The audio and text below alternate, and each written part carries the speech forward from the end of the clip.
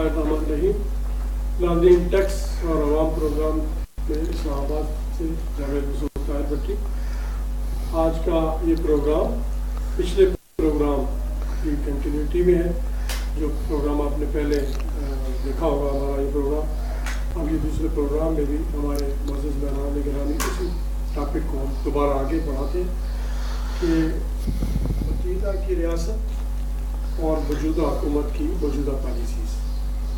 मैं दोबारा फिर हमारे मोअज़्ज़ज़ मेहमान गिरामी का तो दोबारा तारुफ करा देता हूँ। जनाब प्रोफेसर मोहम्मद असलम जावेद साहब, जनाब हाफिज़ सुहेल साहब और जनाब रियाज़ अहमद साहब, रियाज़ आज़म साहब। मैं फिर आता हूँ जनाब प्रोफेसर साहब की तरफ। प्रोफेसर साहब, ये ज़कात, निज़ाम ज़कात हमारे इबादत भी है और एक टैक्सेशन भी है, इस्लामिक टैक्सेशन। तो एक कन्फ्यूजन हमेशा रहता है कि क्या ये टैक्सेशन, मौजूदा टैक्सेशन सिस्टम का लेवल बदल भी हो सकता है कि इसको इबादत के तौर पे लिया जाए, और ये टैक्स, क्योंकि टैक्स का मकसद भी गवर्नमेंट मशीनरी को चलाना और मुल्क की फलाह के लिए काम करना। लेकिन ज़कात की मक़दार स्पेसिफाई है जो कुरान पाक में है और उसकी वज़ाहत मुख्तलिफ। तो आप कहाँ तक इसको समझते हैं कि इसको टैक्सेशन सिस्टम की तरफ लाया जाए या टैक्सेशन सिस्टम को भी इबादत का दर्जा दिया जाए, और इसको ये समझते हुए कि ये नेशनल इंटरेस्ट में हमने ये पैसा देना है, तो लोग खुद बखुद इसमें पार्टिसिपेट करें टैक्सेशन सिस्टम। नहमदुहु व नुसल्ली व नुसल्लिमु अला रसूलिल करीम। भट्टी साहब, इस्लाम एक ऑर्गेनिक होल है जिसने दीन और दुनिया की तफरीक नहीं रखी, बल्कि सही मानी में देखा जाए कि दुनिया की तमाम उमूर को अल्लाह के हुक्मों के मुताबिक सर अंजाम देना ही तो दीन है। अगर दुनिया निकाल दी जाए तो दीन बाकी रहता ही नहीं है। फिर जिनको हम इबादत कहते हैं, वो इबादत सिर्फ पूजा पाठ, सजदा, तस्बीह और तिलावत का नाम नहीं। इबादत दो तरह की हैं इस्लाम में। एक आपकी फिजिकल इबादत जिसको आप जिस्मानी इबादत कहते हैं, और दूसरी माली इबादत जिसमें आपके पास रेवेन्यू हुआ उसको अल्लाह के रास्ते में। तो अल्लाह कहते हैं अनफिकू मिम्मा रज़क़नाकुम, कि अल्लाह के रास्ते में खर्च करो जो कुछ हमने तुम्हें दिया। तो हम जिस्मानी सलाहियतों को भी खपाते हैं, वो जिस्मानी इबादत है। जब अल्लाह के कहने पे माल को जहाँ वो कहते हैं लगाते हैं, तो वो माली इबादत।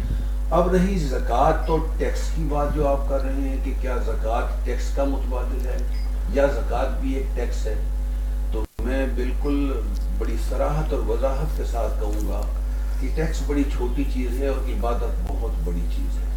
तो ज़कात को हम इबादत ही कहेंगे, उसको एक माली मामला या दुनिया की नई टर्म के तौर पे मुतारफ नहीं करवाएंगे। दूसरी बात, जिस तरह आपने खुद बताई कि ज़कात की मक़दार या उसके जो एक्सपेंडिचर जहाँ जहाँ करना है वो मुतय्यन है, और यकीनी तौर पे उसमें गुरबा आ जाते हैं, मसाकिन और यतामा आ जाते हैं, बहुत से वेलफेयर के काम आ जाते हैं। तो जिन चीज़ों को ज़कात की जो एक्सपेंडिचर की मक़दार है वो कवर कर रही हैं, यकीनन वहाँ खर्च की जा सकती है। और टैक्स की ज़कात की कलेक्शन हुकूमत और रियासत की जिम्मेदारी है। आप से लेके और खिलाफत के तमाम पीरियड में देख लें, हुकूमत की जिम्मेदारी है असल में तो कलेक्शन करे और खर्च करे। लेकिन जब इस्लामी खिलाफत ना रही तो लोगों ने अपने तौर पर ज़कात की अदायगी शुरू कर दी। अब रहा ये कि ज़कात जिन चीज़ों को कवर नहीं करती, जो आपका सवाल है, तो क्या टैक्स लगाया जा सकता है या नहीं। तो ये ज़हन में रखें, टैक्स जो है ये उन अवाम ही की फलाह व बहबूद के प्रोजेक्ट्स की तकमील के लिए होता है। मसलन जहाँ लोग रह रहे हैं उन्होंने सवारियाँ रखी हुई हैं, तो सड़कों का जाल बिछाना होगा उनके लिए। अगर नहरें आपने बनाई हैं और आपने खाल बनाए हैं और आपने सैराबी के लिए कुछ चीज़ें ऐसी बनाई हैं, तो पुल बनाने पड़ेंगे आपको मोटरवेज और मेट्रोज बनानी पड़ेंगी। तो इन फलाही कामों के लिए जो अवाम ही की वेलफेयर के लिए हैं, उन्हीं के इंटरेस्ट के लिए हैं, और वो जगह कि जहाँ ज़कात आप नहीं खर्च कर सकते उसके लिए टैक्स लेना कोई शरीयत में और दीन में ममनू नहीं है। उनकी वेलफेयर के लिए उन्हीं से लेके उन्हीं पे लगाया जाए। लेकिन बात हुई है کہ صرف ٹیکس لگا دینا، ہم جب بجٹ کو لاتے ہیں تو یقینی طور پہ ہوتا ہے کہ کتنا آپ ٹیکس لگے گا، کتنا اضافہ ہوگا. میں اس طرف آؤں گا کہ آپ پہلے لوگوں کو اس قابل تو بنائیں کہ بیچارے وہ ٹیکس پے کر سکیں. اسلامی ریاست کا بنیادی کام ٹیکس کلیکشن نہیں بلکہ عام آدمی کو فیسیلیٹیٹ کرنا ہے. ان کو فیسیلیٹیٹ تو کریں، ان کو ذرائع آمدن بڑھانے کے جو سورسز ہیں وہاں تک اس کو فیئر اینڈ فری ایٹماسفیئر تو دیں. مجھے حضور اکرم صلی اللہ علیہ وسلم کی وہ حدیث مبارکہ یاد آ رہی ہے. آپ صلی اللہ علیہ وسلم نے فرمایا کہ الناس شرکاء فی الثلاث، 3 چیزوں میں پوری کائنات کے انسان جو ہیں وہ ان کے لیے مشترک ہے. کوئی ان کو ان کی یوٹیلائزیشن سے نہیں روک سکتا، ان کو وہاں تک فری ایکسیس ہونی چاہیے. فرمایا الماء والکلاء والنار، پانی، دوسرا فرمایا آگ، اور تیسرا فرمایا گھاس، چارہ اور درخت. تھوڑا سا اس کو بریف کر دوں ورنہ بات اکثر دوستوں کو شاید سمجھ میں نہ آئے. اب آگ سے مراد آگ نہیں ہے جس کو ہم تاپتے اور سینکتے ہیں. اب آگ سے مراد انرجی ہے. اس میں اٹامک انرجی بھی ہے، اس میں کول انرجی بھی ہے، اس میں ڈیزل بھی ہے، اس میں الیکٹریسٹی بھی ہے، اس میں وہ صورتیں بھی ہیں جو آئندہ زمانوں میں آئیں گی. تو لوگوں کو اس تک ایکسیس دیں، ان کو پہلے یہ چیزیں وافر دیں تاکہ وہ اسے مشینری انسٹال کریں، اسے انڈسٹری لگائیں، اسے وہ یونٹ لگائیں کہ جس سے ان کی انکم میں اتنا اضافہ ہو کہ پھر اتنا بھلے سے مرضی ان پہ ٹیکس لگائیں. صورتحال یہ ہے، ماڈل ریاست کی بات کرتے ہیں، ریاست مدینہ کی، اور ایک آدمی گھر کا بجلی کا بل نہیں دے سکتا، اس نے انڈسٹری خاک لگا لی. اس کا پہلا حصہ جو آپ نے کہا الماء، پانی. ہاں الماء، پانی میں اب پانی کی ایکسیس کی کیا، صرف پانی کی پینے کی بات نہیں ہو رہی. سمندر، دریا، جھیلیں، تالاب، ان کے اندر تیرنے والی مچھلیاں، ان کے خزانے، ان کے اندر سفر کرنا اور شپنگ، یہ ساری کی ساری کھیتی باڑی، یہ فری ہیں. تمام انسانوں کی ان تک ایکسیس ہونی چاہیے، شریعت کہتی ہے. ہاں گورنمنٹ ان کو کیونکہ ریگولیٹ کرے گی، مینٹین کرے گی، اس پہ بھی ٹیکس لے سکتی ہے. اب صورتحال یہ ہے، میں یہاں بڑی معذرت سے، آپ خود بھی ٹیکس سے بہت ماشاءاللہ ڈائریکٹلی ریلیٹڈ رہے ہیں اور ہیں بھی، کہ ٹیکسز بعد میں آتے ہیں. ٹیکس گیور کو پہلے بیچارے کی ریونیو تو جنریٹ ہونے دو نا. تو اسلامی ریاست پہلے ریونیو جنریشن پہ آئے، پھر ٹیکس کلیکشن پہ. رسپیکٹ بھی دیں، تو رسپیکٹ بھی دیں، فیسیلیٹیٹ بھی کریں، مواقع بھی دیں.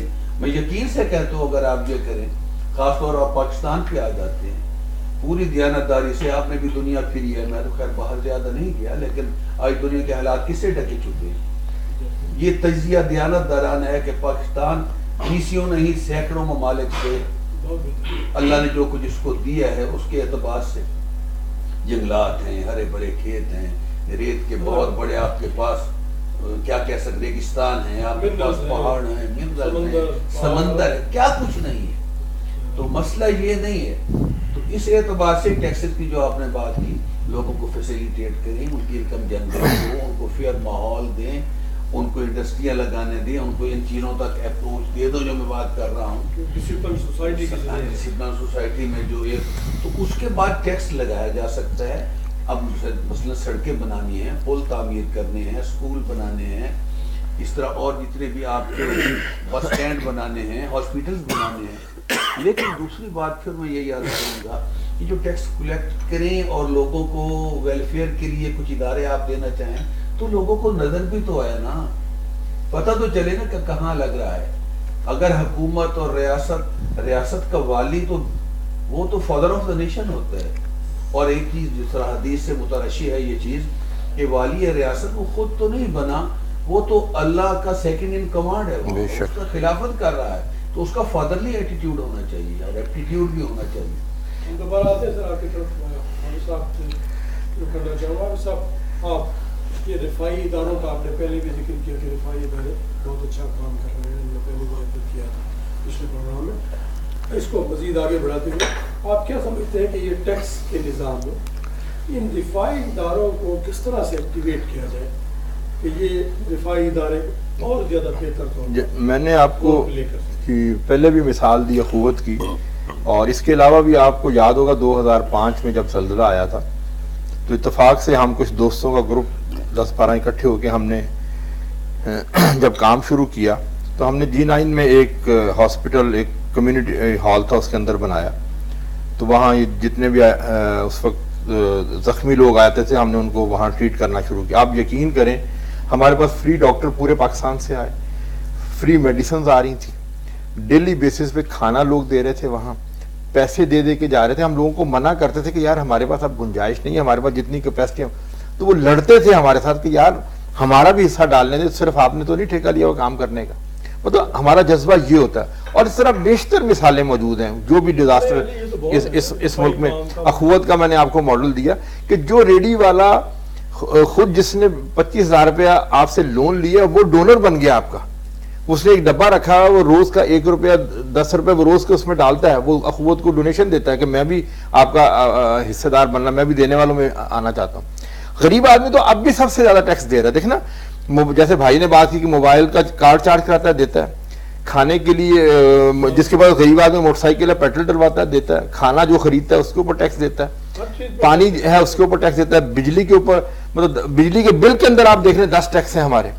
یار غریب آدمی تو لیکن دیکھیں بات کر دینا آسان ہے, آپ ڈیلیور کیا کر رہے ہیں. آپ نے بات, ہمارا جو سوال بنتا ہے نا وہ گورننس کا ان کا کہ آپ باتیں کر رہے ہیں لیکن آپ میں نے پہلے بھی آپ سے یہ بات کی ہے کہ دیکھو یہ کہتے تھے 600 ارب روپے کی روزانہ کی کرپشن ہوتی ہے, 9 مہینے سے تو رکی ہے نا, 18,000 ارب بنتا ہے ایک مہینے کا. مجھے بتائیں یہ سارے ملک کا قرضہ اتر سکتا ہے, وہ کدھر ہے وہ پیسہ؟ یار اس طرح نہ کرو, یہ بس کر دیں یہ جھوٹ بولنا, یہ بیانیے سے نکل آئیں. آپ حکومت ہے, آپ ذمہ دار ہیں, آپ اس ملک کے, آپ جیسے پروفیسر صاحب نے کہا کہ آپ کو اللہ نے یہ آپ کو انعام عطا کیا ہے, آپ اس ذہنی سٹیٹ سے باہر آئیں, آپ اپنی ذمہ داری سمجھیں اور ڈیلیور کریں. ان سب کو بلائیں جن کو آپ چور ڈاکو کہتے ہیں, ان کو بلا کے بتائیں یہ ہمارے ملک کی حالت ہے. میڈیا کو آن کریں, جو سٹیک ہولڈر ہے سب کو ساتھ بٹھائیں. خدا کی قسم یہ سارے لوگ پیسے نہ دے تو ہمیں پکڑ لیجیے گا. ان کے ساتھ اب بھی وہ بار بار کہتے ہیں. یار کل بھی شاہد خاقان عباسی نے ایک بات کی, پرائم منسٹر صاحب اب بھی ہوش کر لیں, اب بھی واپس آ جائیں, اسمبلی میں آ جائیں, بیٹھیں بات کریں. ایسا نہ ہو کہ یہ وقت بھی گزر جائے پھر آپ بھی ہمارے ساتھ کھڑے میں ہوں. بس کر دیں یہ سارے کام. جو ایک بیانیہ آپ کو دیا گیا وہ طوطے کی طرح رٹا ہوا سبق ہوتا, ان کے منسٹر وہی بول رہے ہیں, ان کے پرائم منسٹر وہ بول رہے ہیں. بس کر یار, ہم تھک گئے یہ سن کے. کم از کم کوئی 9 مہینے میں کوئی ایک پالیسی تو دے دو یار. بہت بہت